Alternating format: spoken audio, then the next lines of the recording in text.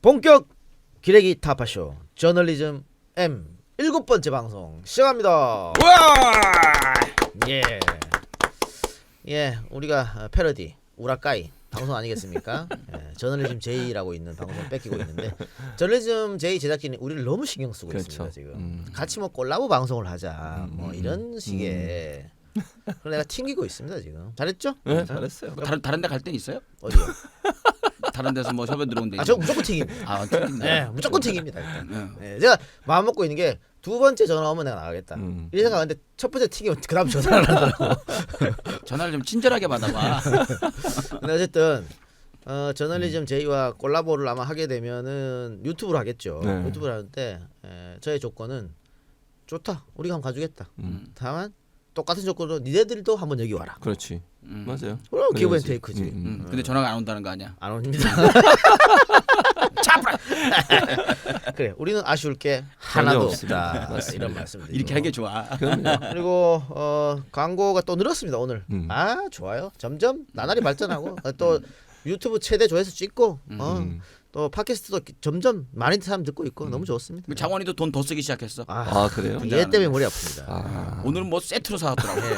한 25만 원 할 것 같은데. 아 오늘 그 쇼핑했다고 하는데 이제는 분장하는 귀찮으니까 하고 지웠다고 귀찮으니까 그냥 가서 사오는 것 같아. 사서 그러니까 입고. 전신으로 다 세트로. 아니 풀 세트던데. 저는 대연 줄 알았거든요. 아, 구입이야. 구입. 그럼 자기가 갖는 겁니까? 그렇죠 뭐. 그건 말이 안 돼. 제가 갖고 간다는 거 이 작가가 못 갖고 가게 하더라고. 그러니까요. 야 쉽게 놔둬라. 일단 여기 우리 회사 사무실, 소품실에. 소품실 나들. 나오기로 예, 했어요. 알겠습니다. 자 본격적으로 기레기 타파쇼 저널리즘 7회 방송을 시작하도록 하겠습니다. 예, 오늘도 어떤 모습을 하고 있을까? 자, 그 전에 말이죠. 지금 이 가리고 있잖아요. 네. 근데 보니까 이거 말이죠. 이 옷이 말이야. 이게 꼼대 가르충 일본 제품이 짜식이죠. 지금 상황이 지금 어떤 상황에 일본 제품을 일본 거야? 일본 거야 이거. 너 오늘 하지 마. 그러고 있어. 그리고 또 그래, 굉장히 비싼 겁니다 이거. 아, 그래요? 돈 좀 벌었다 이제 요새 벤츠 타더니. 아주 그냥. 예. 스미마세. 그래요. 자, 짜자잔. 아, 안녕하십니까. 반갑습니다. 예. 되도 않는 기레기들에게 제대로 쓴맛 보여주기 위해서 왔습니다. 네, 캡틴 아메리카노라고 합니다. 반갑습니다. 상암동에서 카페 운영하고 있는 캡틴 아메리카노입니다. 쓴맛을 보여주겠다. 네. 예, 요거는 사람들이 방패인 줄 알더라고요. 뭐예요? 우리 카페 진동벨이에요. 요거 울리면 이제 커피 찾으러 가시면 됩니다. 예. 아, 반갑습니다. 예. 아, 오늘은 얼굴에 뭐 분칠을 안 하니까 너무 좋네요. 예. 마스크만 쓰고 왔습니다. 예. 통으로 그냥 가서 맞춰달라고 했어요. 지금 여기 방패로 여기를 가리는 거 보니까 여기 또 바짝 올라왔는 거예요. 옷이. 아니 이게 그 스판이야? 수입 제품이라 이 상반신은 짧고 하지장은 길어요. 그래서 기장은 남는데 이게 짧아가지고 아우 엄청 쨍겨 지금. 수입 제품인데 그냥 구입한 거요? 네, 이게 엄청. 어야, 한 보따리다. 아 가운데로 너무 지나가 이 봉제선이.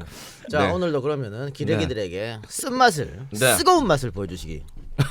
뜨거운 맛은 좋은 맛인데 좋은 맛이야 그게? 건전지 혀댔을 때. 아 그게 쓰거운 맛이야? 네. 좋네 그거 해. 쓰거운 맛 준다고 그래. 그거 좋은 맛이야. 그때 너 변태냐? 그게 좋은 맛이야 그게?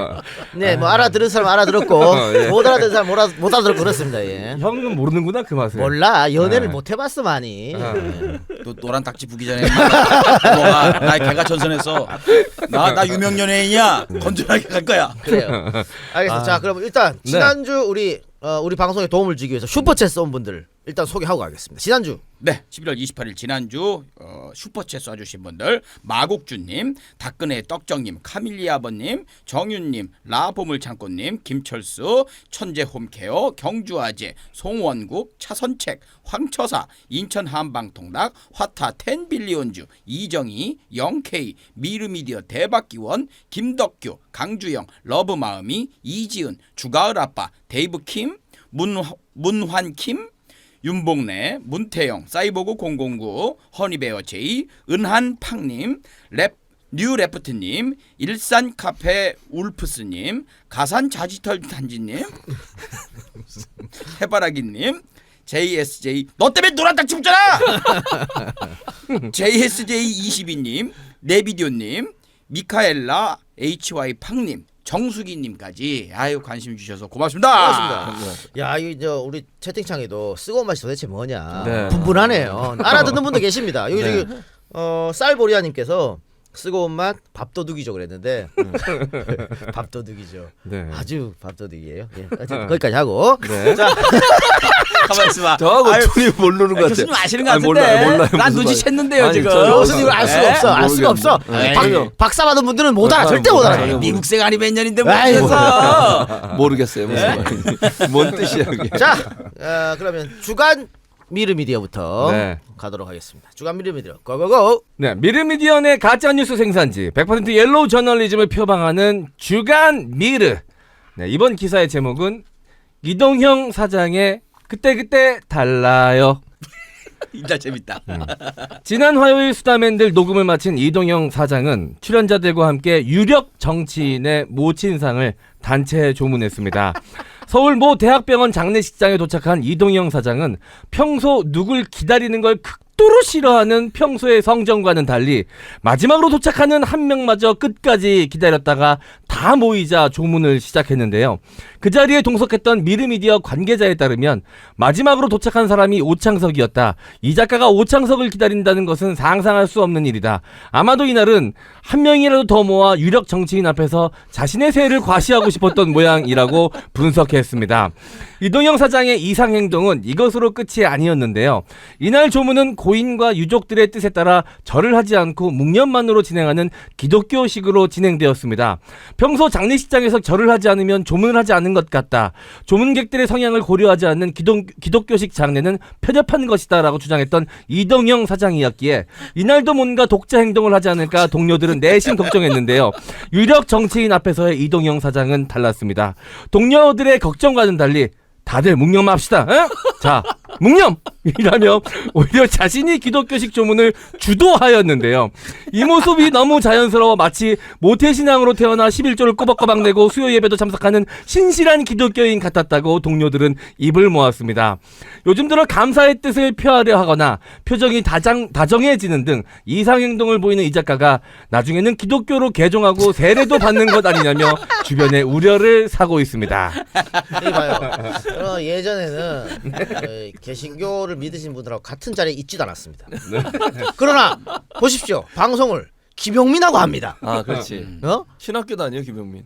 지금 목사들하고. 전도사님이에요. 전도사님이잖아요. 네, 맞아요. 자기 교회도 있고. 네. 그 교수님하고 목사입니다. 이분은 또. 네, 맞습니다. 바뀌었습니다. 네. 박지 모태신앙이잖아. 네. 완전히 제가 달라졌어요. 이제.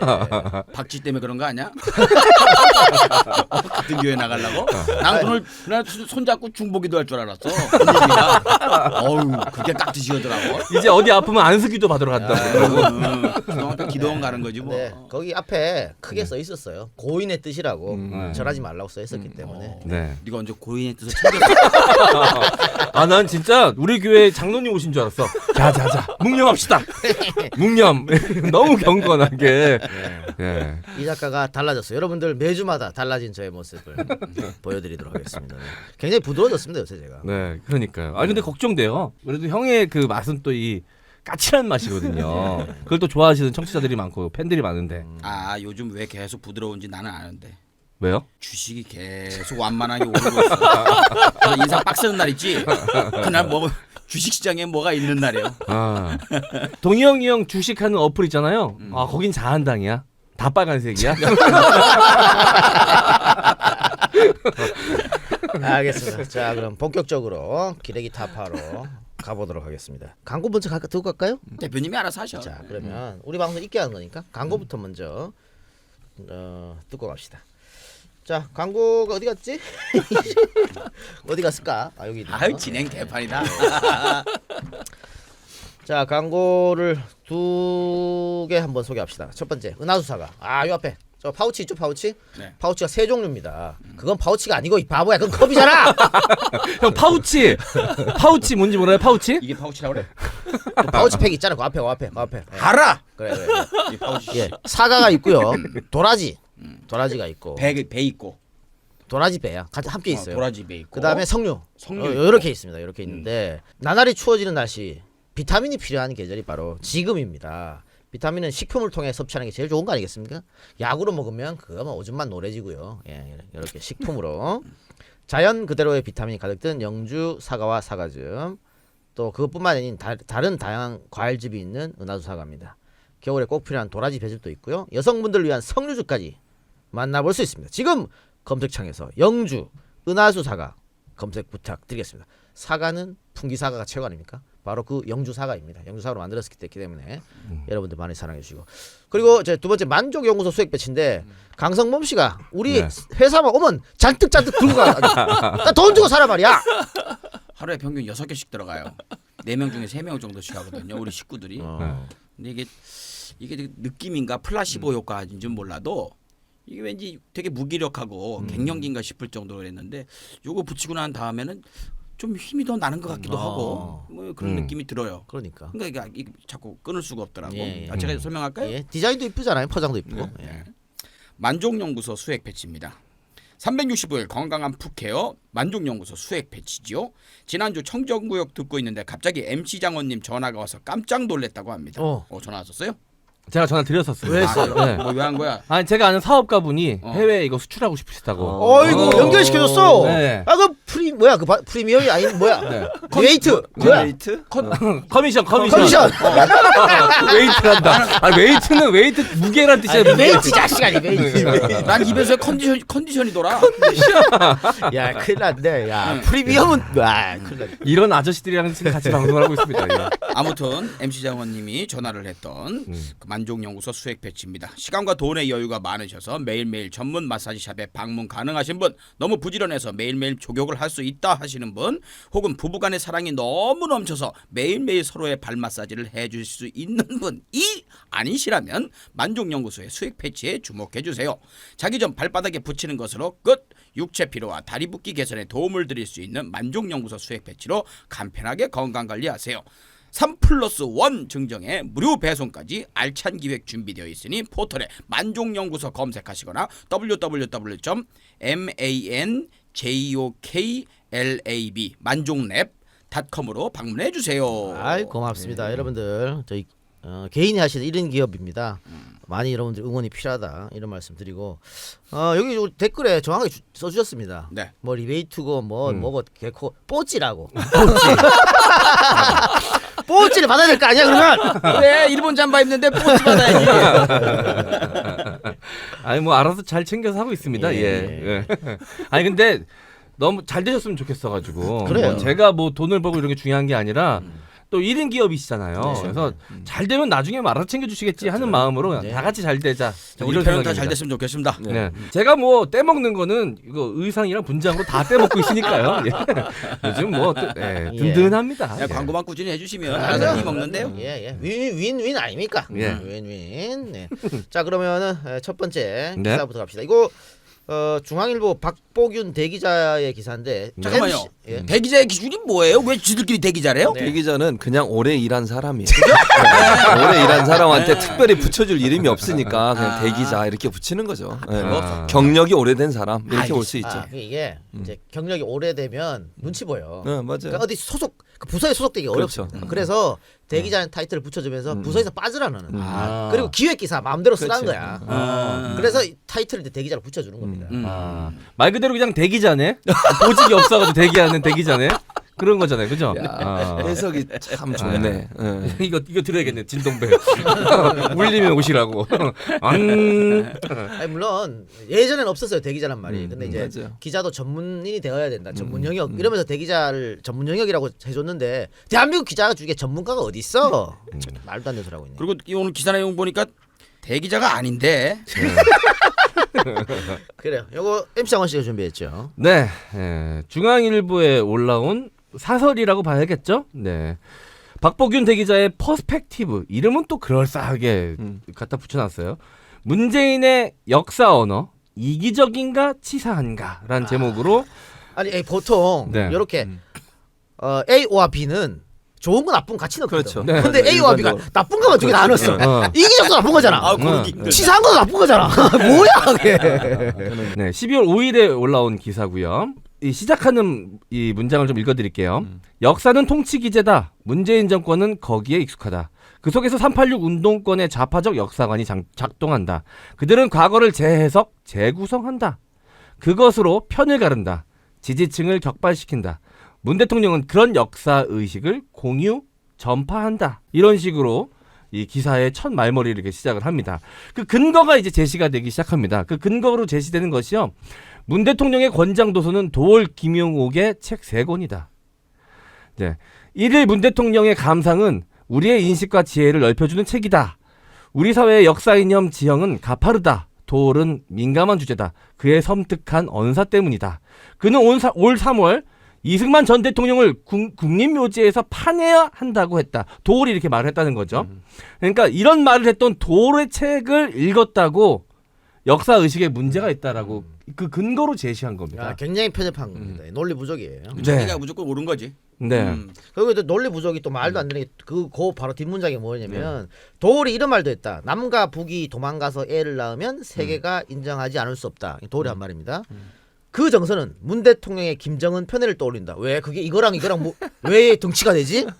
이거랑 왜 갑자기 문 대통령이 김정은 편애라는 말도 동의할 수 없지만 그거하고 이거 왜 등치가 되냐고. 너무 혼자 오래 계셨나 보다. 신문사에서. 이거 전혀 맞지 않는 거죠. 문 대통령의 말은 분열적이고 계산적이다. 이거는 뭐 지 혼자 생각이니까 그럴 수 있다고 쳐요. 네. 근데 앞에 논거가 굉장히 말이 안 된다는 거죠. 네. 자, 이렇게 문재인 대통령을 공격하면서 이 대기자님께서 궁극적으로 하고 싶으신 말씀이 따로 있으십니다. 이제 문재인 정권은 역사 의식의 새 지평을 열었다고 자부한다. 그 실천 깃발은 주류 역사의 교체다. 그것은 대한민국 정체성의 개조와 해체다. 문 대통령의 시각은 단정적이고 적대적이다. 이렇게 말을 시작하면서 한강의 기적은 산업화다. 한강의 기적은 박정희의 상징 자산이다. 매콤 국가들의 경제 롤 모델은 박정희 리더십이다. 문 대통령은 그 현대사를 소환했다. 하지만 그 말들은 어색하고 삐걱거린다. 그 구절은 그 역사 의식과 충돌한다. 예. 그러니까 한강의 기적은 이 박정희가 해놓은 이 자산인데 박정희 이야기를 굳이 하지 않는다고 그게 잘못됐다고 이야기를 하고 있는 거예요. 화가 나요. 화가 나. 이런 예. 일, 아니 한강의 기적이 어떻게 박정희의 치적입니까? 한강의 기적을 이룬 거는요. 박정희의 독재에 정말 힘들어하면서 그럼에도 불구하고 국가 발전을 위해서 노동력을 착취당하면서 일했던 사람들이에요. 민초들이죠. 그럼요. 그 사람들이 정말 자기 희생을 통해서 한강의 기적을 이룬 거예요. 박정희는 자기는 따뜻한 방에 앉아서 본인이 좋아하는 거 다 하면서 살았잖아요. 떵떵거리면서 그 사람의 독재와 압제 속에서 정말 제대로 인권의 어떤 대우도 못 받고 그다음에 제대로 된 보상도 못 받고 이랬던 사람이 누굽니까 정말. 그 민초들이잖아요. 얼마나 힘들게 살았습니까? 그 사람들이 한 푼 한 푼 모으고 그 사람들이 정말 힘들게 일해서 쌓아서 조금씩 모아서 이 나라가 이렇게 된 겁니다. 예. 그러니까 박정희가 저고가 정책을 써가지고 더 이상은 농촌에서 못 삽니다. 못 사니까 새마을 운동하고 농촌의 빚이 더 늘어났거든. 못 살기 때문에 어디로 갑니까? 도시로.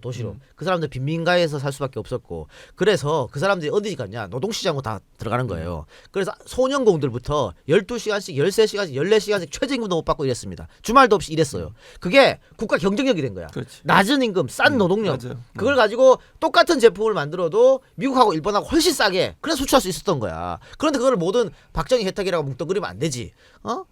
미국의 그 CIA 보고서를 봐요. 박정희는 경제에 문외한이었어. 아무것도 몰랐어. 미국이 하라는 대로 했던 거예요. 그걸 지금 간과했다는 거고 또 이거 주류 역사의 교체다. 문재인이 하려고 한 시도. 근데 주류 역사 교체를 하면 안 됩니까? 대한민국 주류 역사가 어떻게 됐어요? 주류가 누군데 지금? 봐요. 친일, 친미, 반공, 독재. 이게 지금까지 현대사 그러니까 해방 이후에 대한민국의 주류 역사예요. 그렇지. 이걸 우리 애들한테 가르쳐야겠습니까? 친일, 친미, 반공, 독재 이게 주류 역사 돼야 돼? 이거 바꾸는 거 왜 안 돼? 바꿔야지 당연히. 자기는 그게 좋으니까. 그러면 그 삼천 교육대가 다시 살아 이 자식아. 그러면서 이 문재인 대통령의 관점이 민중사관이라고 비판을 하는 거예요. 아니 자기가 갖고 있는 건 식민사관이면서. 그렇지. 네. 비유를 잘하네. 네. MC 장원이 오늘. 공부했대. 네, 공부했습니다. 민중사관이라는 게 뭐가 잘못됐으면 사실은요. 민중사관은 민초들을 중심으로 해서 역사를 보는 거 아니겠습니까? 역사라고 하는 것이 지도자를 통해서만 역사가 이루어지는 게 아니에요. 역사는 정말 이 땅이 힘들고 어려운 사람 일반인들의 삶의 모습을 통해 역사가 이루어지는 겁니다. 민중사관이라는 게 무조건 잘못됐다 이렇게 지적하면 안 돼요. 본인들은 계속 독재자를 중심으로 해서 사관을 만들었기 때문에 이승만이를 우상화하고 박정희에 대해서도 그렇게 긍정적인 평가 평가를 하는 거 아닙니까? 이승만 박정희가 독재를 해서 그 밑에서 힘들게 어렵게 살았던 많은 사람들의 희생은 왜 얘기 안 하냐고요. 그 사람들 때문에 우리 경제가 이만큼 성장할 수 있었던 것이고 그 사람들의 역사의 가장 중요한 부분들이에요. 그건 다 배제하고 이 독재자들을 마치 미화하는 방식으로 그들의 행동을 정당화시키는 역사관을 가지고서 그게 이제 신민사관이고 또 하나는 이제 예를 들면 독재자를 미화하는 그런 사관들이 지금도 판치고 있는데 그걸 바꾸는 건 당연한 거 아니겠습니까? 네. 그리고 또 그것도 있죠. 사실 우리나라 안에서 그렇게 고생하신 분들도 있지만 남의 나라 전쟁터 가서 싸웠죠. 그렇죠. 남의 나라 땅 팠죠. 거기다가 환자들 또 기저귀 갈아주면서 그 버러운 외화를 갖다가 맞아요. 다 박정희의 공으로 생각만 맞아요. 하는 공은 있을 수 있어요. 그런데 그분들의 고생 때문에 번 돈인데 그걸 왜 폄훼하는지. 그러니까 이런 사람들이 영화에도 나오잖아요. 국민은 개돼지니까 그냥 시키는 대로 잘 시켰다 일을 이렇게 생각하는 건 아닐까. 진짜 위험한 생각 갖고 있는 분인 것 같아요. 네, 게다가 이제 그럴싸하게 도표까지 만들었습니다. 문재인 대통령이 했던 한마디 말을 발췌를 해서 거기서 자기가 나름대로 그 안에 담겨져 있는 현상을 분석해서 실제로 어떻게 그것이 반영이 됐는지를 표로 만들었는데 이게 그럴싸하게 표로만 만들어놨을 뿐이지 굉장히 내용이 어이가 없어요. 자, 문재인 대통령이 10대 시절을 추억하면서 했던 말이 있습니다. 아버지가 이웃 대학생에게 왜 한일 회담을 반대해야 하는지 설명해줬다. 아버지가 나의 사회의식, 비판의식에 영향을 미쳤다. 이 말 이제 문재인 대통령이 한 말이에요. 여기서 읽을 수 있는 현상이 반박정희, 반일이라고 합니다. 그러면서 실제로 어떻게 이게 발현이 됐냐면 험악한 한일 관계로 이어졌대요. 이걸 표로 만들어놨습니다. 다 문재인이 잘못했대. 20대 대학 시절 나의 비판의식, 사회의식에 가장 큰 영향을 미친 분은 리영희 선생이었다. 여기서 읽을 수 있는 현상, 정서와 현상은 반미 친중이랍니다. 그래서 이제 실제로 어떻게 발현이 됐냐? 흔들리는 한미동맹. 야, 진짜 어이가 없습니다. 아니 저는 이게 진보 언론인, 보수 언론인 가치는 다를 수 있겠죠. 근데 그걸 네. 떠나서 이영희 선생 같은 사람한테 이렇게 그 사람을 폄하하고 이런 사람은 난 언론에 자격이 없다고 봐요. 정말 우리가 언론 독재에 갇혀가지고 그 민주주의 또 자유 이렇게 언론 자유 이야기하지 못할 때 나섰던 사람입니다. 목숨 걸고. 근데 지금 편하게 기자질하면서 이따위로 얘기할 수 있어요? 그리고 지금 자기가 대기자 타이틀 달았는데 대기자 정말 기다릴 때짜가 아닌 큰 대자 대기자는 리영이가 대기자지 당신이 어떻게 대기자야. 그래서 부끄러운 줄 알지. 이분이 정말 대기자의 자격이 있는지 전 정권 때는 어떤 행보를 보였는지를 슥 봤더니 오래 볼 것도 없었어요. 2011년 11월 9일 기사에 제목이 광우병 지나고 한미 FTA 국면에서 MB의 기회다 라고 해요. 그러면서 MB가 괴담을 퇴치하고 정당함을 펼칠 순간이다. 지금 4대강 주변은 근사하다. 아, 뭐가 그렇게 근사하대? MB는 외국에서 대접받는다. 그에 대한 평가는 해외에서 높다. 그리고 이분의 그 민족사관에 대해서 또 이 기사 하나가 또 바로 얘기를 해줘요. 2011년 3월 16일 날 일본은 있다 라는 제목으로 글을 썼어요. 일본 사람들은 재난 앞에서 이기적 돌출이 없고 이웃을 생각한다. 집단적 질서 의식은 경이롭다. 일본 대지진 직후 빠져나온 한국인들은 큰 울음소리를 냈다. 그러나 일본인들은 슬픔을 사귀고 표출을 차지한다. 감정의 전염병을 이웃에게 옮기지 않으려는 것이다. 이 사람의 좌파 혐오 감정을 좀 자제하는 게 이 사람이 난 전염병균이라고 생각을 해요. 그래서 어떻게든 이 나라를 독재 그 파시즘 이런 분위기로 이끌려고 선동하는 이 전염병 본인부터 전염병균은 아닌지 좀 생각을 해줬으면 좋겠습니다. 이름도 보균이야. 네, 복균자예요, 복균자. 빡보균. 한쪽으로 쭉 가시네. 아, 이렇게 가시는 이유가 있었구나. 그래서 자. 이게 이 기사 보면 네. 대제목이잖아. 기사 타이틀. 네. 문재인의 역사 언어 이기적인가 치사한가 이거잖아. 소제목도 있어요. 소제목 과거의 재구성으로 주류 역사 교체 도올 체계 독후감은 분열 계산적 해군 창설 일본군 아닌 우리 힘은 의미 없는 전제로 말의 품격 추락. 대제목 소제목 전부 다 문재인을 혐오하고 네. 비하하고 공격하는 겁니다. 아, 이 사람 구속 못 시키나? 안 되지. 예. 아니 제가 해군 장교 출신이잖아요. 해군 창설에 대해서 뭐라고 폄훼를 했냐면 해군은 일본에서 일했던 사람이 없었기 때문에 우리가 맞아요. 자체적으로 만들었다 이런 글을 써요. 이 기사의 내용을 보면 네. 그게 뭐 잘못됐습니까? 그러니까요. 아니 그러면 일본군에서 일했던 사람이 들어와서 박정희가 사실은 일본군에서 그렇죠. 했다가 육군 창설해가지고 그 모양 그 꼴이 된 거 아니에요? 그러면 그걸 어떻게 칭찬을 해요? 그거는 또 일본에서 근무해서 그 기술을 가져가지고 우리 육군을 만든 것은 칭찬하고 해군이 사람이 그런 일본에서 경험한 사람이 없어 우리나라에 있는 사람들로만 만들었다는 걸 비판하고 이게 무슨 근본적으로 우리 민족은 전능하다. 그런 저열하다. 생각인 거죠. 그런 생각이 네. 있어. 네. 그렇게 생각을 하는 거예요. 전형적인 종족주의하고 식민 비슷해. 사관이죠. 일본인은 우수하다 이 생각을 갖고 있는 사람이에요. 아니 일본 종족주의 있었던 사람 아시죠? 예. 이 수요일 날 그거 집회할 때 거기서 반대 집회한 거. 수요일 날 우리 할머님들을 집회하잖아요. 매주 수요일마다 일본 대사관 앞에서 네. 그 앞에서 일본 종족주의 쓴 그 네, 반일 종족주의. 반일 종족주의. 그거 쓴 사람이 거기서 데모했다니까. 네. 성노예는 없었다고 이렇게 이게 말이 됩니까? 창피한 걸 모르는 것 같아요. 아니면은 이렇게 해야지 내 삶이 더 윤택해진다고 생각할 수도 있고요. 박복윤 씨 이거 그냥 성박 일본 사람들 일본어로 읽으면 빠꾸상 이러거든. 빠꾸상 일본어로 빠꾸해. 너는 한국에서 하지 말고. 하시지 정말 그 우열한 민족들하고 섞여 사시지 왜 여기 와가지고 이렇게 고통스럽게 사시나? 자, 이 기사의 백미는요. 한참 이제 박정희를 칭찬하면서 왜 박정희를 언급하지 않느냐 문재인 대통령을 이걸 비난하면서 이렇게 얘기합니다. 북한 사람들이 유능한 리더십을 만났다면 어땠을까? 그들은 대동강 기적을 이뤘을 것이다. 문 대통령의 산업화 문법은 박정희를 생략한다. 그 수사학은 이기적이며 치사하다. 아니, 그러니까 북한에도 박정희가 있었다면 지금의 북한이 아니었을 것이다라고 이야기하는 거잖아요. 지금 아니, 역사의 가정이 어디 있습니까? 아니 본인이 그렇게 논리적인 척을 해놓고선 이런 식으로 문단을 마무리해요. 네. 야, 너 참. 이렇게 있고 멋있게 얘기하니까 이상하다. 저는 그 지도자의 무능함은 결국은 민중들의 배골부만 돌아온다고 봅니다. 그래서 지금 북한의 지도체는 상당히 문제가 있어요. 네, 그건 사실이죠. 그건 맞아요. 세습하고 독재하고 그렇죠. 폭정은 문제가 있어. 그럼요. 독재 근데, 정권이잖아 어쨌든. 그건 그거들 비판하면 되는 거예요. 그렇죠. 근데 지금 이 사람이 글 쓴 건 뭐냐면 박정희는 위대한 사람이고 북한에는 그런 박정희가 없었기 때문에 지금 굶어 죽어가고 있는데 문재인은 그런 김정은하고 친해지려고 그러고 편애한다. 이걸 강조하려고 이 북한 쓱 끌고 온 거라고. 그 결론 내는 그 사장이 아주 못돼 처먹어서 우리 욕하는 거예요. 네. 그렇게 그런 식으로 글을 쓰면 안 된다는 거야. 글 쓰는 문장도 왜 이렇게 얄밉죠? 뭔가 좀 옛날 방식인 것 같고 아우 얄미워요. 논리가 사실은 설득력이 없어요. 막 네. 이거저거 얘기하면서 얘기하는데 읽으면서 뭐지 이건 자꾸 의문이 들어. 이게 왜 이렇게 썼지? 네. 여기하고 무슨 연관성이 있지? 문맥상이 앞뒤 연결이 되는데 그게 안 되고 있고 기본적으로 박정희에 대한 향수나 아니면 일본에 대한 어떤 우월성 이런 부분들을 계속 가지고서 글을 쓰다 보니까 자기 논리에 자기가 빠지는 그런 오류를 범한 게 아닌가 하는 생각이 들어요. 이 네. 기사를 보면. 나름 대한민국에서 3대 일간지라고 스스로 자처하는 신문의 대기자라는 칭호를 스스로 받았는지 누가 줬는지 모르겠는데 하는 분이 어떻게 저렇게 자기 민족을 갖다가 폄하를 하고 그래서 지금 이 기사를 보면은 문재인의 대통령 역사관을 해부한다면서 아주 장문에 네. 그래서 제가 오랜만에 또 패러디 기사를 갖고 왔습니다. 아, 예. 이 작가의 패러디 기사. 중앙일보 박복은 대기자의 기사를 패러디했습니다. 제목: 중앙일보의 위험한 역사관과 반역사적 인재상. 소제목: 재벌의 친위대로 출발해서 반개혁의 상징으로 점철. 사주를 위해서라면 기자 정신도 내던져버리는 몰상식.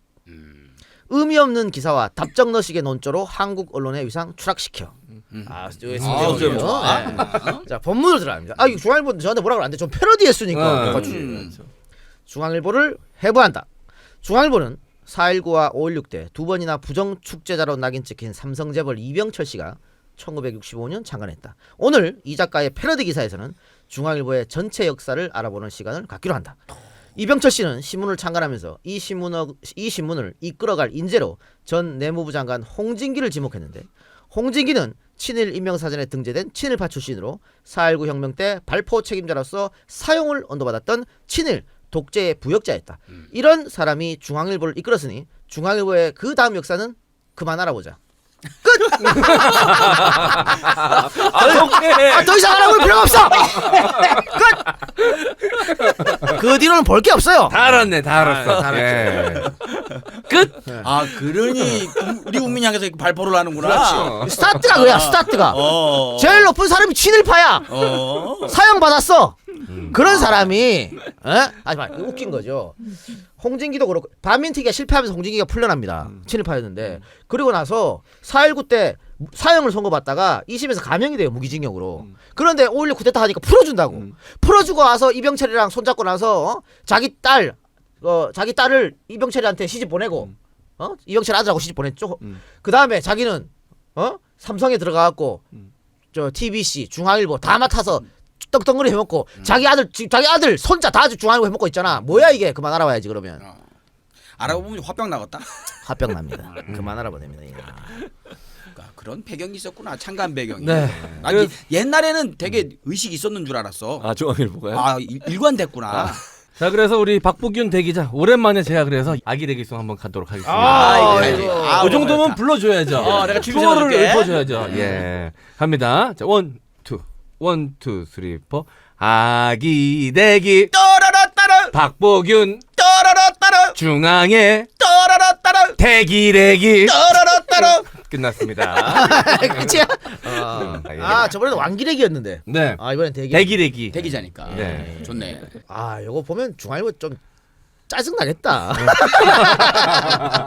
짜증 나겠어. 네. 아 근데 저희가 뭐 팩트에서 어긋나는 발언을 한 건 없잖아요. 아, 또 중앙일보 때문에 짜증나는 수많은 국민들 생각하면 네. 그 정도는 감수하셔야죠 중앙일보가. 어이구. 아니 이번에 피디수첩 보도 때문에 거기 언급되는 기자들이 아주 불쾌한다더라고. 아이고 불쾌하네. 거기서 결정적인 제보를 하신 분이 아주 굉장한 그런 분이 대기자 아닙니까? 그렇죠. 거기 가명으로 나왔던데 정재관 기자라고. 정재관 네. 기자님. 아 그런 분이 대기자지. 네? 누가 봐도 하지 마. 왜 그래 형? 알겠습니다. 그런 표현 쓰죠. 모자이크를 뚫고 나왔다. 그 튀는 말투. 아니 그 제가 바보냐. 아니 발만 찍어달라 그러든가. 얼굴이 안 나오게. 그렇지. 누가 봐도 씨 참. 아유. 근데 그분이 다시 돌아왔어. 네. 오늘만 사는 기자. 형. 에이. 아, 아 지금 왕따당 하고 있대요. 다른 사람들. 기자들한테. 맞아요. 그걸 뭐, 감수하면서 그런 그게 기자 정신 아닙니까? 그렇죠. 네. 정의를 위해 싸워야죠. 예, 기자가. 최 교수님 제자들도 그런 그럼요. 제자들이 많이 나와야 되지 않습니까? 성공회대 신방과는 항상 그럽니다. 네. 저희는. 그런 기자의 숫자가 더 많으면 우리나라 언론 지형도 좀 바뀌지 않을까? 그러니까. 네. 근데 우리 학교 학생들 안 뽑아요. 네. 중앙, 조선 이런 데서. 좌빨이라 그런 거? 그렇죠. 제가 그래서 오늘 이마다 A 새기고 온 거예요. 이게 그거예요. 뭐? 아주 경제.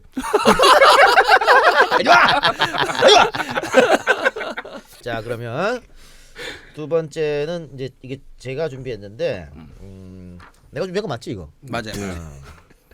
자 일단 여러 가지 준비했어. 일단 중앙일보 이 단골이네. 8일 단식에 황교안 의식불명. 정치 선수들과 달랐던 직진남. 오, 찬양하네. 찬양입니다. 아우. 예. 그러면서 정치 초보라 불린 황교안 대표가 이번에는 다른 모습을 보여줬는데 그 다른 모습이 먹혔다 이런 식이에요. 그러면서 어떻게 달랐나 다른 사람들과. 첫 번째 3개나 됐던 요구사항. 보통 단식할 때 요구사항 하나입니다. 뭐 김영삼 대통령 같은 경우에는 민주화 요구였고요. 김대중 대통령 같은 경우에는 지방자치 실시였고 뭐 그런 거예요. 예. 뭐 유민 아빠 같은 경우에는 세월의 진실 뭐 이런 거잖아요. 근데 3개나 됐다 요구 사항이. 뭐야? 뭐였지? 쥐소미아, 공수처 네. 포기, 그다음에 연동형 비례대. 비례 없애. 봐, 우리도 지금 잘 몰라. 내가 정치 평론을 밥 먹는 사람인데 우리도 잘 뭘 했는지 모르겠어. 그 이게 잘했대 근데 이게. 성공적이었다고 참 얘기하는 거 아니야? 또 두 번째 짧았던 기간 8일.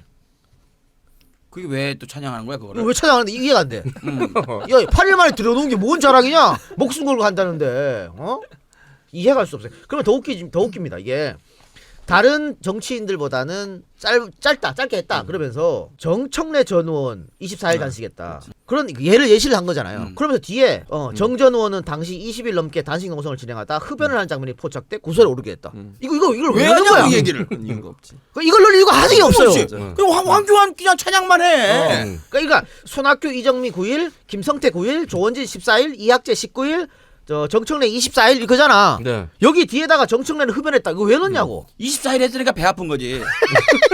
그러니까 설마 24일 했을 수가 없어. 이 생각으로 출발하는 거죠. 그러니까 이거는 이건 좀 말도 안 되는 겁니다. 이거는. 그다음에 마지막에 이어진 동조 단식. 그래서 나는 이 기사를 보면서 한영익 기자, 네가 하고 싶은 말이 뭐냐 그래서 몇 번을 되풀이고 봐도 얘가 하고 싶은 말이 뭔지 모르겠어요. 한영이가 하고 싶은 말이. 근데 이 얘기를 했어요. 그러면서 자한당의 핵심 당직자인가 뭐 관계자는 그 보통 다른 의원들은 그 요령을 가지고 하는데 네. 그게 뭔 얘기예요? 제대로 안 한다는 거예요. 진짜 뭐 주워 먹는 얘기 아니에요. 그러니까 그동안 다른 자한당 사람들이 단식할 때는 그런 식으로 했던가 요걸 또 이렇게 실토한 거 아닌가 그 얘기를 또 이렇게 넣어놨더라고요. 자 그리고 또 그다음에 세계일보 기사입니다. 나는 정말 이 기사 보고 빵 터졌는데 제목도 웃겨 제목도.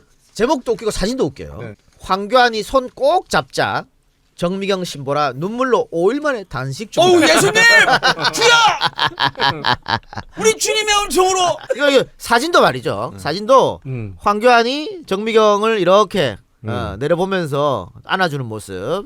정미경이 황교안 손을 꼭 잡으면서 우는 모습이에요. 그러니까. 요 의미 어떤 의미일까요? 저는 이 사진을 보면서 진짜 교회의 한 장면 같아요. 네. 이거 뭐 저기 일어나는 거 아니에요? 안준뱅이가 일어나는 안수기도라고 하죠. 그 예. 장면 아닙니까 저게? 왜냐면 황교안 대표가 신학교를 졸업했다고 해요. 네. 그러니까 어디 신학교인지 잘 모르겠어요. 침례교인데 침례교 교인인데요. 그래서 자기가 신학교 졸업해서 전도사라고 하고 정미경 지금 최경 의원 같은 경우에는 모 교회 권사님이에요. 그러니까 전도사와 권사. 그럼 이제 전도사는 성직자고요. 권사님 평신도잖아요. 그 마치 거기에서 기도하는 듯한 모습으로 보여요. 그냥 이 사진만 보면 어떤 대화를 했는지 모르겠어요. 그러나 이 사진에 그 사진 그 장면만 보면 이 교역자라고 그러죠. 성직자가 교인을 찾아가서 기도해 주는 모습으로 보인다는 거죠. 아 저는 무슨 얘기하는지 알 것 같아요. 뭐라고 했을까요? 공천! 아, 배고픈 게 아니라 공천이 고프다. 네. 그러니까 나 이거 보면서 그랬어요. 좀 이거 뭐 어떻게 다른 쪽에서는 어떻게 볼지 모르겠는데 저렇게 공천을 받고 싶을까? 저렇게까지 해야 아 근데 되나? 정미경 씨는 제가 100% 예상합니다. 이번에 무조건 공천 받아요. 받겠죠. 공천 안 받으면 내가 시사평론가 타이틀 떼겠습니다. 안 하겠습니다. 앞으로. 만약에 공천 안 받으면 이 작가 그만두고 그리고 저분은 또 이제 완전히 돌아서 가지고 네. 공격수가 되거든요. 아, 다른 걸 떠나서 단식 한 것도 그렇지만 교수님 말처럼 전도사와 건사의 관계잖아요. 이분은 황교안은 개신교 100% 목표로 할 거야. 그렇죠. 이번 후보 자유한국당 후보를 100% 개신교를 믿는 사람으로 그런 목적이 있어요. 그 정도로 그 정도 그 정도라니까. 그 정도입니다. 아, 얘기했잖아. 사회법보다 교회법이 우선돼야 된다고 말한 사람입니다. 아니 다른 것보다 목사도 면직되신 그분 찾아가잖아요 맨날. 그건 정말 잘못됐다고 생각해요 저는. 그 정광훈 맞아. 정광훈 정광훈 씨라고 씨 해요. 예. 목사 면직을 당했기 때문에 네. 정광훈 씨 찾아가서 그런 행동을 한다는 거는 이분이 정말 어떤 신앙관을 갖고 있는 저도 기독교인입니다만 약간 이해가 안 돼요. 그런 발언을 한 사람과 같은 생각인 건지 정말 한 번도 뭐 그런 얘기를 하지 않았습니다. 거기 가서 그런 발언 듣고 있다고 하는 것 자체가 저는 예. 어찌 보면 사람들이 볼 때는 그 사람과 동일한 생각을 하고 있다라고 오해될 수 있는 부분이잖아요. 예, 그래서 이 기사를 보면 심파극 전형적인 심파극입니다. 제목 자체가 눈물을 짜내려고 하는 심파극인데 제가 아까 중앙일보 기사, 세계일보 기사 제가 왜 갖고 왔냐면 다른 기사도 마찬가지입니다. 다른 기사도 다 이렇게 심파극 아니면 황교안 힘내라, 뭐 안타깝다, 뭐 이런 거예요. 그래서 4년 전, 5년 전이죠. 문재인 의원이 단식했을 때 대한민국 언론이 어떻게 썼냐 한번 비교하려고 갖고 와봤습니다. 자, 뉴스원 밥 굶는 것 좋아하지 않는다던 문재인 단식 언제까지? 조롱하네 진짜. 놀리네. 자, TV조선 단식 중인 문재인 물난리 지역구는 외면. 뭔 소리야? MBN 문재인 단식 나흘째 갈등 조장 목소리 커져. 아시아경제 단식과 정치인 딱한 문재인. 데일리안 단식 맞겠다던 문재인 단식에 당은 위기인데 문매. 이거 내가 5개 지금 이야기했습니다만 저 아이엠 피터에서 갖고 온 건데 출처는 여기 5개만 있는 거 아니에요. 전부 다 부정적으로 썼어. 모든 언론이 융단 폭격으로 문재인 왜 단식하냐 하면서 난리 났어요. 그런데 황교안 단식에는 모든 언론이 총동원 돼가지고 딸랑팔을 했는데 박수 쳐주고 지금 아까 얘기했잖아. 이게 심파극 써주고 지랄병도 아닙니다. 자, 이럴 수가 있냐고 이럴 수가. 제가 열이 받아갖고 이 직진남 다른 정치 선수들과 달랐던 직진남 8.1 단식했던 거 찬양했던 그 어디야 중앙일보의 한영익 기자가 어떤 사람인지 알아봤어요. 근데 이런 기사가 있더만요. 중앙일보가 얼마 전에 그렇게 그 여론조사 씹어댔죠. 아무런 효용없는 쓸데없는 짓이고 여론몰이고 좌파 이용하는 거다. 뭐 이렇게 돼 있는데 여론조사 결과를 기사로 냈어요. 자기들이 여론조사한 걸로. 그래서 중앙일보 조사연구팀에서 여론조사한 걸 해갖고 정권 교체를 바라는 지지율이 높아졌다. 요걸 인용합니다. 그러면서 되게 재밌는 게 대선 주자 지지율을 갖다가 이 1위부터 쭉 나열을 하잖아요.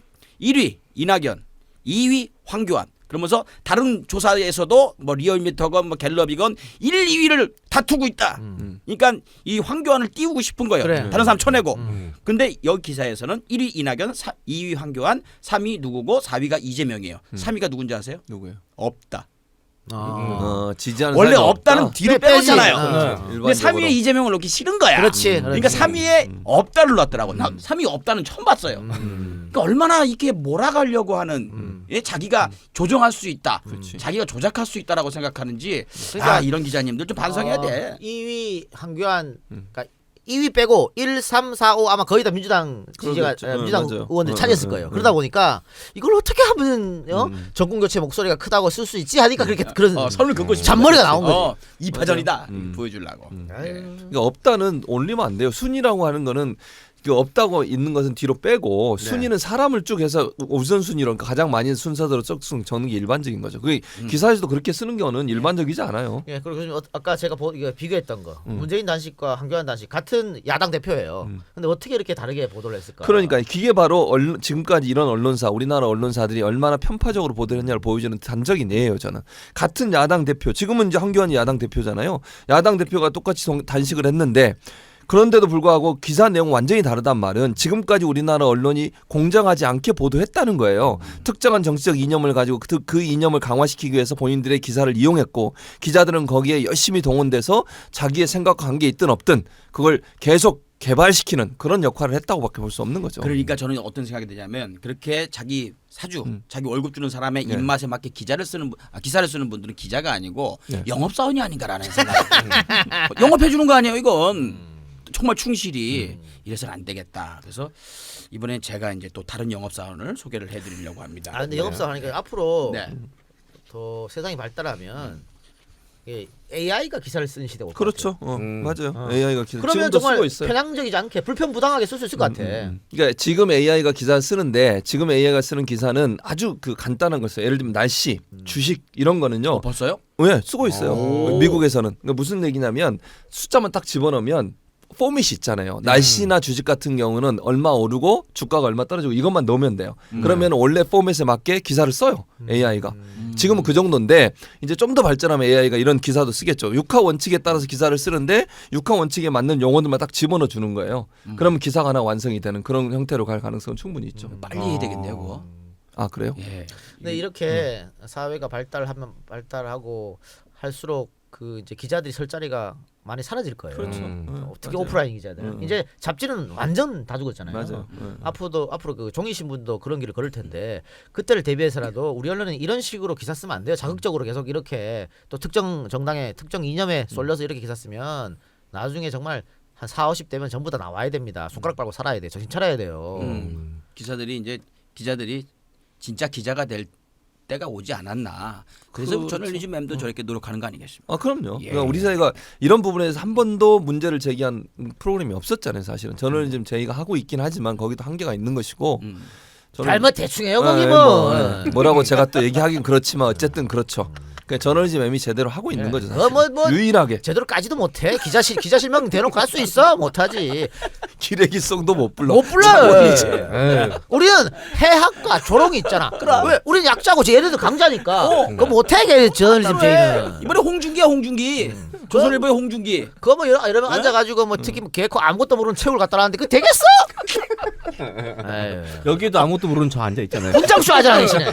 분장하잖아요. 그래서 뭐라도 해야겠다는 마음에 아까 분장하잖아. 민중사가 딱 얘기 그러니까 나오니까 잘하던데. 바로 식민사가 나오잖아. 많이 늘었어요. 많이. 제옥은 못해. 제옥은 그러니까. 민중 한자 뭔지도 모를 거야. 넌 알지? 한자로? 어. 알지. 써보라고 할 건 아니지. 알지. 쓸 시간이 없어서 안 쓰는 거지. 알지. 백성민의 네. 어. 가운데 중자. 그렇지. 됐어. 야, 됐어. 한자가 그 가운데 쪽에 있는 거 자체가 아는 거 그거만으로 훌륭한 거야. 어우 창피해. 형 뭐야? 무슨 중자야? 형 무슨 중자야? 난 니들 하는 대화 내용이 뭔지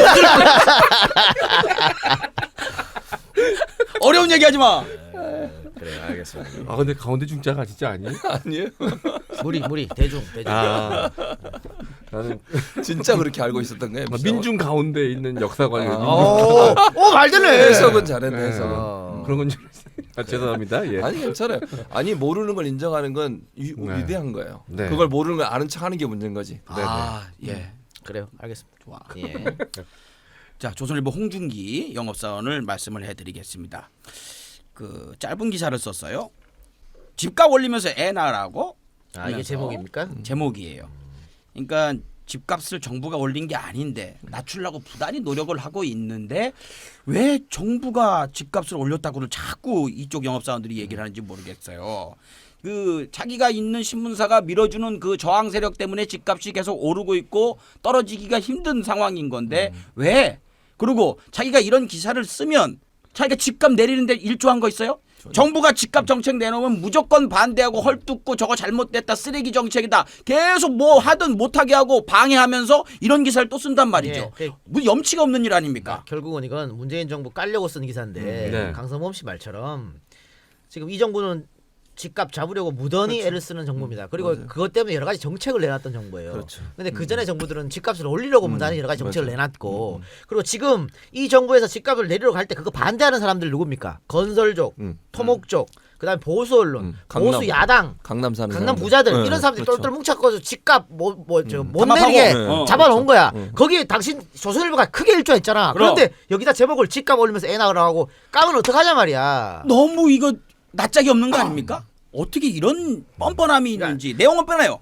정부가 집값 올려갖고 둘째 낳는 걸 사람들이 포기를 했고 그리고 갑자기 청년 실업률로 넘어가가지고 그게 실업률이 높아가지고 결혼 자체는 꿈도 못 꾸고 있고 정부의 노동 부동산 정책이 너무 잘못하고 있기 때문에 요즘 대한민국 젊은이들은 결혼과 출산을 부담스러운 일로 인식하고 있다. 이렇게 기사를 씁니다. 물론 기자라면 할 수 있는 얘기예요. 근데 본인이 누구야? 홍준기가 생각하는 대책은 무엇인가? 대책을 이렇게 하면 어떨까라고 제시는 해봤는가? 안 하죠. 좋아요. 뭐 기자의 역할이 그것까지는 아니라고 생각해서 양보할 수 있습니다. 하지만 정부에서 어떤 정책을 내놓아도 비판밖에 하지 않는 사람들이 왜 이렇게 기사를 써놓는지 그게 이해가 안 간다는 얘기죠. 그리고 이런 기사를 내는 이유가 우리 대한민국 국민들의 삶의 질이 좀 나아지기를 바라는 마음에서 쓰는 건지 아니면 자기가 지지하는 자기한테 돈 벌어주는 그쪽 세력을 위해서 선동하기 위해서 만약에 그런 생각에서 이런 기사를 썼다면 이 사람은 가슴에 손을 얹고 기자하면 안 되는 게 아닌가라는 그런 생각입니다.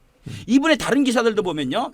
전부 다 하나만 까지 않아요. 전체 층을 다 노려서 까요. 먼저 가격표 가린 문재인 케어라는 제목을 통해서 이 기사를 통해서 의료보험료가 계속 오르고 있다.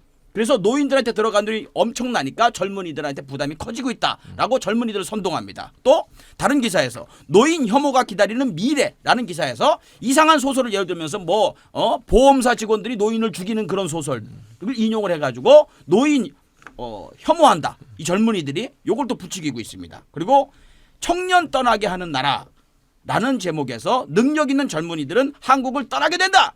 이런 기사를 또 쓰게 됩니다. 이 사람의 기사만 보면은 대한민국에 사는 사람들은 다 죽어야 돼요. 살 방법이 없어요. 행복할 수가 없고 이걸 자꾸 선동을 해가지고 사람들이 자꾸 큰일 났어. 내 삶은 뭐야. 그러니 사람들이 아무리 자기가 월급이 많이 들어와도 난 경제가 어려워. 우리 집은 힘들어. 가계 경제 어려워. 이 생각을 자꾸 갖게 이게 뭐랄까요. 그걸 뭐라 그래. 인식 바뀌게 하는 거. 고정관념. 모르는 건 창피한 거 아니라면서요. 네. 저기 세뇌. 세뇌. 그게 생각이 안 모르는 나요. 건 창피한 게 아니야. 세뇌를 시키는 게 아닌가. 참 나쁘다. 아니 부동산 정책 얘기하면요. 부동산 정책 지난주 우리 얘기했잖아요. 부동산 관련해서 보수 언론이 쓰는 얘기가 뭐예요? 세금 폭탄. 예. 그 얘기 쓰잖아요. 그러면 정부가 세금을 낮은 세금을 올리는 거잖아요. 그리고 집 많이 갖고 있는 사람 집 팔라고 해서 그거 한 거잖아요. 그게 부동산 정책을 제대로 하는 거 아닙니까? 아니 그러면 부자들은 더 많은 집을 가질 수 있도록 세금도 낮게 깎아주고 예를 들면 실제적으로 공시지가가 제대로 올라가지도 않은 상태에서 비싼 집 살고 있는 사람 더 많은 돈을 가지고 더 많은 집을 사. 그러면 부동산 정책이 제대로 되는 거예요? 그렇게 비판을 하던 사람이 이제 와서는 그것 때문에 우리 지금 문재인 정부가 이렇게 했기 때문에 문제가 된다? 노동정책도 마찬가지. 52시간. 이게 얘 낳는데 도움이 되지 얘 낳는데 도움이 안 됩니까? 그럼 밤늦게까지 일하고 죽으라고 일하고 3개월을 일하고 52시간 더 넘어서 일해도 제대로 보상받지 못하고 얘 낳을 시간이 없어요. 그게. 노동정책이 도리어 우리가 얘를 출산을 더 늘릴 수 있도록 만들기 위해서 52시간 한 거 아닙니까? 최저임금도 보장해 주는 것이고 그게 왜 출산정책을 막는 일이라고 하는지 나는 이해를 못하겠어요. 그러니까 비판을 하기 위한 비판을 하니까 이렇게 막 들이대는 게 아닌가라는 생각이 들어요. 그래서 오늘은 이 좀 전에 얘기했던 홍준기 기자 네. 그리고 또 다른 기자가 하나 있는데 이 양반은 특이한 양반이에요. 이게 생각이 보수적인 걸 떠나서 사람 인권을 되게 무시하는 사람입니다. 보세요. 제목이 김학의 아내의 눈물이라는 기사를 박국희 기자, 조선일보 조선일보. 박국희 기자가 썼어요. 그 내용은 요약하면 이래요. 김학의의 무죄가 나던 순간 아내가 울었다. 에이. 크게 울었다는 기사예요. 근데 이 얘기를 하면서 이게 야비하죠. 성추문에 휘말렸던 여당 도지사들의 아내들과 마찬가지로 남편을 꿋꿋이 응원했다. 여기다 왜 그걸 갖다 끌었죠? 여당 도지사들을 갖다 끌었어요. 똑같이 그러니까 한 번 더 씹고 싶은 거죠. 그러게. 근데 김학의를 왜 여기다 갖다 비유를 하는가 모르겠는데 어떤 의도를 가지고 있는지 느낌이 오죠. 역시 이 다음 문장에서 문재인 대통령 때문이다라고 이렇게 문장을 연결을 해요. 생각을 해보죠. 김학의 때문에 김학의가 그 검사하던 시절 그 사람 때문에 피해본 사람들, 인생이 망가진 사람들, 또 김학의가 이 수사를 받고 있을 때 이걸 덮기 위해서 끌어들여갖고 다른 걸로 물타기 하기 위해서 수많은 연예인 기사 터뜨린 것들, 그 사람들 인생 꺾인 것들, 망가진 것들, 죽은 사람도 있을 수 있고요. 그런 사람들의 인생은 인생이 아닙니까? 왜? 김학의라고 너무나도 편하고 잘 살고 대접받고 특권층으로 살아온 사람의 이게 잠깐 고생해서 무죄 받은 걸 갖다가 이렇게 찬양을 하고 있는지. 아니 지금 얘는 박국희는 결과론적으로 김학의가 법원에서 무죄를 받았기 때문에 앞에 김학의를 범죄로 몰았던 것이나 문재인 대통령이 이거 수사하라고 말한 것이 다 잘못됐다고 몰아가잖아요. 그러면서 김학의 아내 얼마나 불쌍해 뭐 이런 거잖아. 이런 건데 개코 진짜 너 이렇게 기사 쓸래 박국희 진짜로? 왜냐면 김학의 맨 처음에 문제가 됐을 때 경찰이 기소를 했잖아요. 네, 검찰을 그렇죠. 넘겼잖아요. 네, 그때 검찰이 제대로만 파악했으면 바로 빵 갔어. 그렇지. 그걸 법원에서 바로 거지. 유죄하고. 맞아. 그런데 검찰이 지시고 감싼다고 문제 없다 그러고 무혐의 처리해주고. 누가 봐도 김학인데 그렇지. 누군지 모른다 그러고 그랬었지. 그렇게 시간 맞아. 줄줄 끌면서 공소시효 만료됐고 그렇지. 그다음에 뇌물도 그때 바로 문제가 됐을 때 했으면은 줬는 사람이 줬다 그렇고 그렇지. 뭐 맞아. 증언이 있기 때문에 충분히 유죄 받을 수 있는 건데 그게 지금 시간이 오래 걸려가지고 증거 확인하기도 어렵고 그래갖고 무죄한 거야. 맞아요. 검사가 기소를 잘못했다고. 그렇지. 그거를 지금 마치 죄 없는 맞아. 예라이 박국희 씨. 박국기는 당연히 무죄가 날 사건을 갖다가 정말. 이렇게 했다는 거예요. 그러니까 이게 얼마나 웃기는 거냐면 지금 이 작가 잘 설명했는데 이게 무죄가 난 이유는 공소시효 때문에 그런 거예요. 죄가 네. 없다는 게 아니에요. 법원도 그 영상의 사람이 김학의가 맞다고 인정했어요. 네. 그럼 나쁜 짓 한 거잖아요. 분명히 성접대 받았다고 볼 수 있는 거잖아요. 심지어 법원에서도 검찰에다 대고 뭐라고 그랬어요. 그러니까. 그때 당시 수사 제대로 왜 못했냐 그렇지. 그러면서. 그런데 공소시효가 지나버려서 처벌을 못 하는 거예요. 그러니까 법적으로 공소시효가 늘어났으면 처벌을 할 수 있는 거를 공소시효 때문에 처벌 못한 거를 마치 죄가 없는 것처럼 이런 식으로 기사를 쓰면 안 되는 거죠. 그걸 여기다 써야지 그러면 기사는. 그거 없잖아요. 기사 내용에 지금. 명쾌하시다. 이게 말이 돼요 이게? 기자가 기사를 쓰려면 이 작가 얘기했지 공소시효가 지나서 이런 일이 있었고 검찰이 제대로 수사를 안 하는 바람에 이런 문제가 있었고 제19 감사하게 했으니까 공수처도 필요하고 이런 얘기를 써야죠 여기다가. 그런 얘기 그다음에- 쏙 빼고 쓰는 게 말이 되냐는 거죠. 또 미치시는 거 보니까 화나셨네. 예, 치면 안 되는데. 맞아. 얘가 지금 예, 예.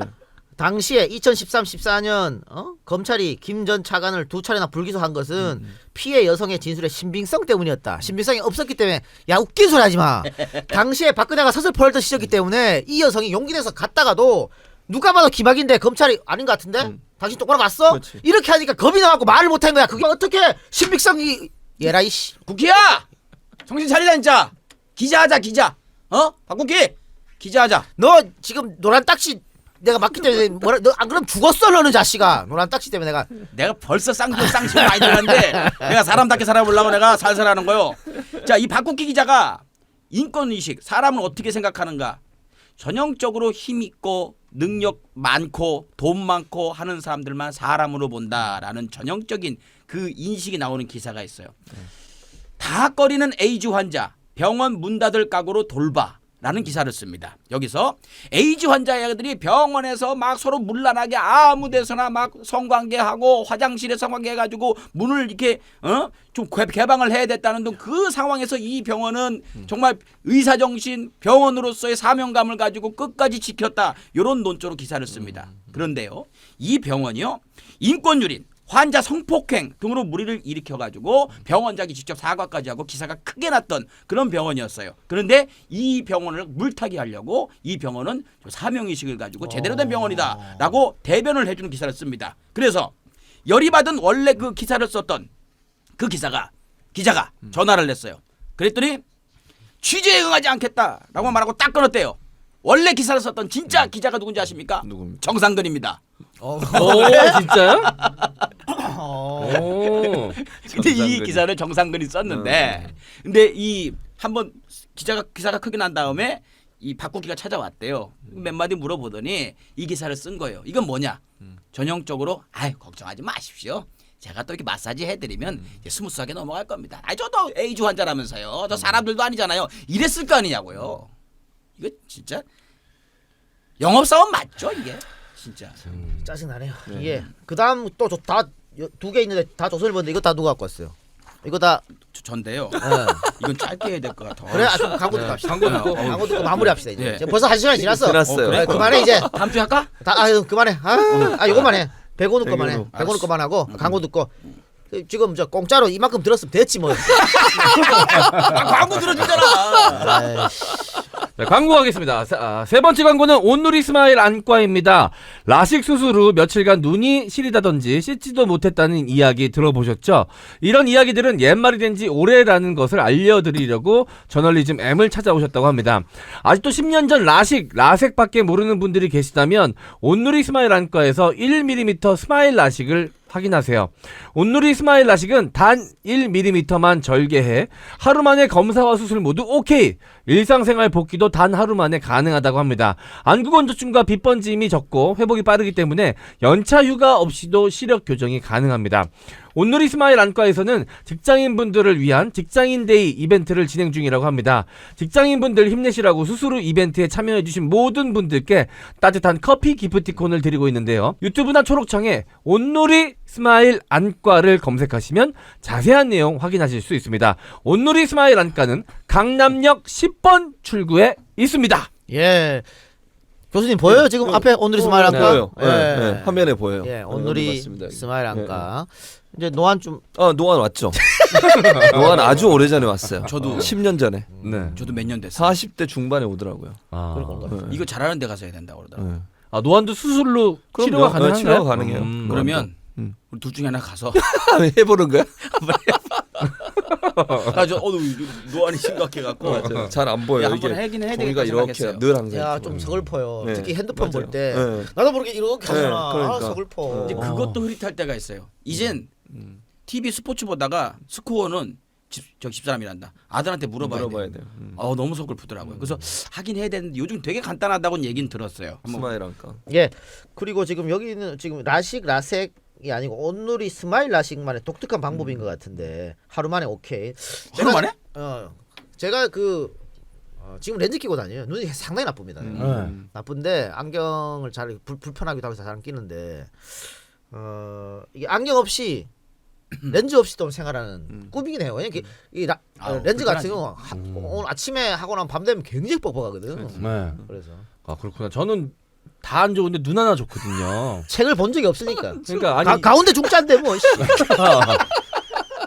이게 눈을 안 상하게 하려고 책을 안 봐. 무더니도 애를 썼어요. 책을 안 보고 밤에도 공부하나 밤에 공부하면 또 나빠지거든요. 해지면 절대 책을 손에 안 댔어요. 그냥 오로지 여자였잖아. 그렇죠. 어렵사리 지킨 이 시력이기 때문에 눈은 정말 좋습니다. 온누리 스마일 안과. 넌 뇌도 되게 좋을 거야. 안 썼으니까. 예.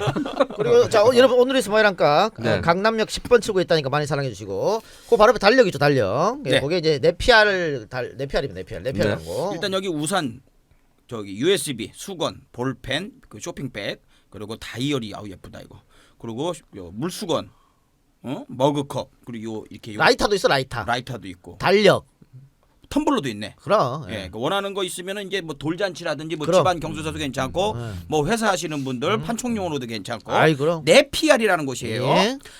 직원 모두가 진보로 똘똘 뭉친 우리 편이구나. 우리 편 판촉물 회사 네피알 광고입니다. 네피알에서는 그동안 믿고 애용해 주신 분들과 새롭게 찾아주시는 분들을 위해 나름 송년 이벤트를 감사의 마음을 담아 준비했습니다. 이벤트 한데요. 연말까지 네피알에서 구매해 주시는 분들에게는 아메리카노 모바일 쿠폰을 보내드립니다. 또 추가로 그중 50만 원 이상 구매하시는 분들에게는 선착순으로 200분에게 네피알이 정성껏 만든 디자인 탁상 캘린더를 배송비 없이 무료로 보내드린다고 합니다. 선착순 조기 마감될 수 있습니다. 문의는 032-519-4800번. 홈페이지는요. 네피알 그러니까 nepr.co.kr입니다. 예, 네피알. 이왕 판촉물을 주문할 거면 우리 편! 예. 그뭐 고려하세요 이런 데 하지 말고 네. 여기 네피알로. 네. 예. 아니 거기 봐. 그게 뭐 진짜 이 판촉물 업체가 제목이 고려가 뭐야? 네피알. 거의 극보수래요. 아주 확인된 말이에요. 김준호가 난 강병균이다. 예. 자 마지막 광고는 쇼앤 가구. 옛날에 EJ에서 그 쇼파하고 침대 홍보했었던 가구 업체인데요. 쇼앤 침대 신년맞이 신제품 대거 출시 및 신상 특별 세일이 있다고 합니다. 세련되고 모던한 디자인부터 앤틱 느낌의 감성까지 다양한 침대 프레임들을 론칭했고요. 또 프레임 플러스 매트리스 세트 구성으로 더욱 저렴하게 만날 수 있다고 합니다. 또 침대 이외에도 건강을 생각하는 편백 원목 소파부터 기능성의 발수원단 패브릭 소파, 가성비 쩌는 통 가죽 소파까지 다양한 제품들이 준비되어 있습니다. 그러니까 여러분들 쇼앤 가구에서 침대하고 소파 사실 분들은 사시고요. 이번에는 가구가 아니고 헝가리 구스. 헝가리 구스. 아, 거의 털이 들어갔구나. 아, 되게 구스. 부들부들해요. 아, 보이시죠? 네, 헝가리 구스 이불. 예. 근데 면 100%. 또 80수 원단으로 사용해서 털 빠짐이 없답니다. 아, 이 털 중간에 빠지잖아. 안 빠진다고 하네요. 예. 난 엄청 빠지는데 이불이라도 안 빠져야지. 최고급 호텔 베딩과 비교해도 손색이 없는 구스 제품. 먼지 찐득이 노. 100% 마이크로 화이바 원단의 침구류. 아, 찐득이 못 들어가는 거구나 이거. 예. 포근한 극세사구나. 여러분의 포근한 잠자리를 만들어 드리고요. 이게 끝이 아닙니다. 고객 여러분들 기호에 맞는 좋은 제품들로 쇼앤의 신제품을 계속 업데이트될 예정이라고 하니 많은 관심 부탁드리고 검색창에 쇼앤 침대 검색창에 쇼앤 침대 부탁드리고 이게 하나 더 있어 한 흰색 색깔이. 근데 이거 진짜 이게 안감은 또 되게 독특한 게 이렇게 약간 지압용이네. 여기 있어가지고 이 촉감이 되게 좋아. 그거 까는 거래 마. 아, 이 바닥에 자식. 까는 거라고. 매트리스에 침대 매트리스에 근데 까는 이렇게 거. 푹신해? 그래 예. 그래 하여튼 그게 미끄러지지 말라고 이렇게 되는 거. 나는 아, 오늘 욕 참았는데. 아, 씨. 예 요거는 이불이고 요거는 까는 거고 알겠습니다. 예, 밴드가 있잖아 여기. 그걸 왜 밴드. 뒤집어 쓰고 있어? 이불에 지압 효과도 있네.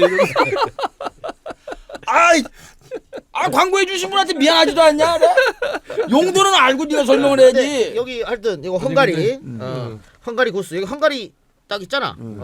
국기가 있는데 유럽의 대표적인 구스다운 생산지라고 합니다.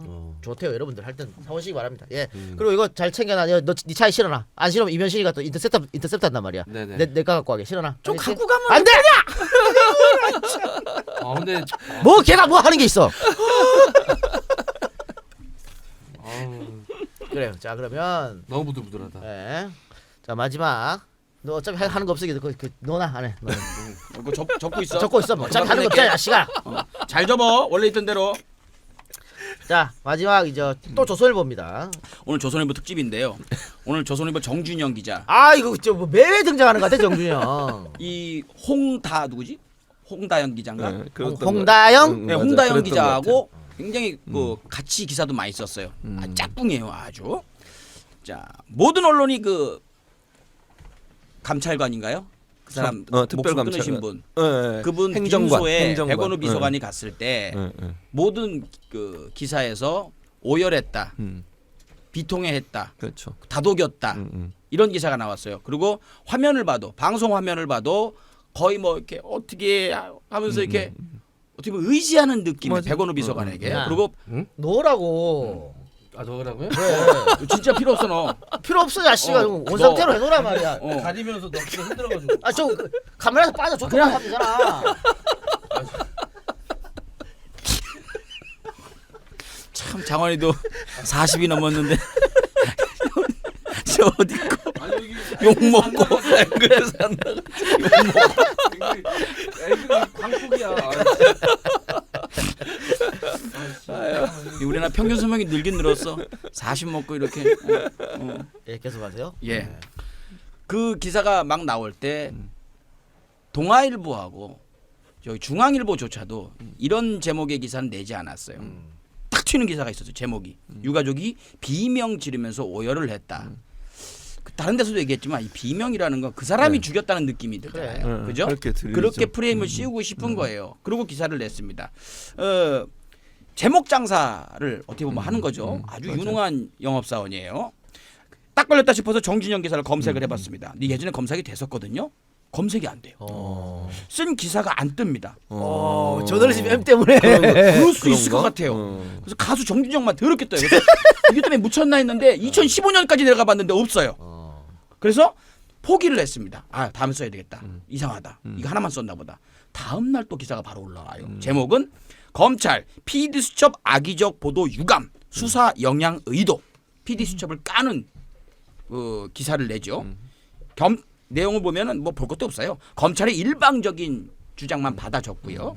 그리고 허위 보도라고까지 해놓습니다. 대신 PD 수첩의 입장은 어디에도 없습니다. 말씀하셨던 양쪽 얘기를 다 듣고 기사를 싣는 그런 기본을 전혀 지키지 않죠. 그러니까 그 전날 PD 수첩에 나왔던 그 기레기들 받아서 일방적인 쓰고 받아 적기 하고 자기 입신양명만을 노리는 전형적인 그런 찔렸겠죠. 그러니까 이런 기사를 썼겠죠. 그래서 다시 검색을 해봤어요. 왜 없을까라고 고민을 해봤죠. 그래서 여러 가지 검색으로 써보니까 하나 이 조선일보 정준영 기자 조국을 치니까 이게 나와요. 트위터를 보니까요. 한 시민단체가 이 기자 여러 기레기들과 함께 이 기자를 고소를 했어요. 허위 보도, 명예훼손, 이 조국 그 가족들에 대한 그거에 대한 고소를 해놨더라고요. 그러니까 내가 볼 때는 자기가 자기 기사를 지웠거나 그럴 수 아니면 있겠네요. 자기 그 사주 신문사에서 지워줬거나 그렇게 해준 거예요. 제가 검색을 해서 됐던 거는 다른 제목으로 다른 데서 우회해서 올린 것들 있죠. 그것만 남아 있더라고요. 전형적인 기레기 아닙니까? 자기가 자기 기자의 명예를 걸고 기사를 썼으면 그걸 왜 지웁니까?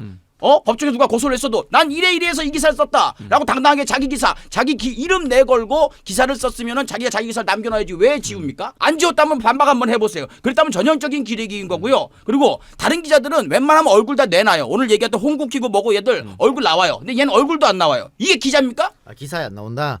얼굴이 어딜라도 안 나와요. 저는 근데 이거 백원우 전 청와대 특감반 수사관 빈소조원 유가족 비명지르며 오열 이거는 정말 나쁜 기사입니다. 진짜 이렇게 쓰면 안 돼요. 못됐어. 이거 선동이고요.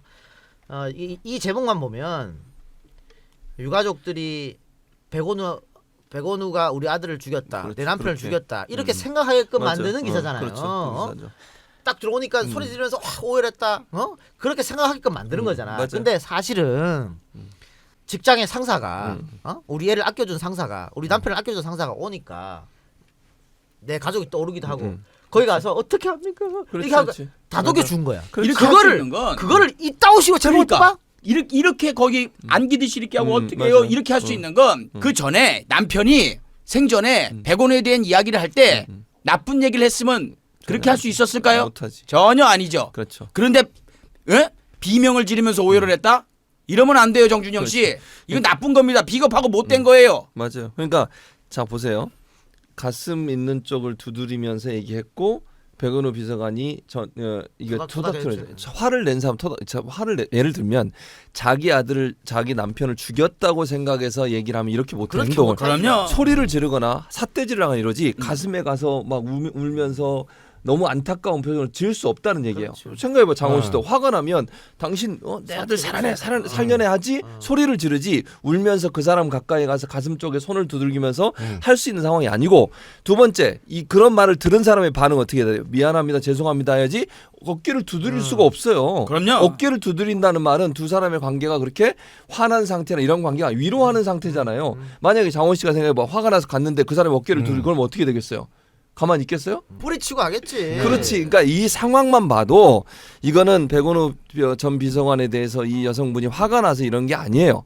본인의 남편과 상사였고 그 전에 어떤 얘기가 있었는지 모르겠지만 또는 만났는지 모르겠지만 그 안타까움의 표현이고 그걸 백원우 비서관이 이렇게 위로해주는 장면이에요. 근데 이거를 마치 백원우 비서관이 사람을 죽인 것처럼 생각해서 화가 난 것처럼 기사를 썼잖아요. 아 정말 나쁜 사람들이에요. 다른 기사는 다 이렇게 다독이는 장면을 사진으로 네. 냈거든요. 얘 보세요. 이게 뭡니까? 지금 여기서 혼자서 저렇게 제일 그렇죠. 인상 나쁘게 나온 사진을 표정 봐, 갖다가 표정. 이렇게 이걸 갖다가 타이틀 사진으로 내놨어요. 이거 비겁하게 이러면 안 됩니다. 의도적이에요. 이거는 정말 의도적이에요. 기자가 이러면 안 돼요. 예, 자 오늘도 이렇게 해서 열심히 달려봤습니다. 네, 여러분들의 사랑으로 쑥쑥 크고 있는 저널리즘의 총선 때까지 열심히 일단 해봅시다. 네, 네, 오늘도 많은 분들이 4,000분 넘는 분들도 지금 들어와 계시고 어유. 이동형 TV 실시간으로 네. 또 후원도 많이 해주셨습니다. 고맙습니다. 10만 원짜리도 있어? 고마워요. 마국 주겠지 뭐. 아유 너무 하지 마. 맞네. 아유 마국주 진짜. 맞았어. 하지 마. 먹고 살아야지. 그래. 안 줘도 얘 먹고 살아. 예, 앉아 놓고 삽니다. 자, 오늘 방송 마치고 저희는 다음 주 또 다른 기레기들과 함께 돌아오겠습니다. 안녕. 고맙습니다. 안녕.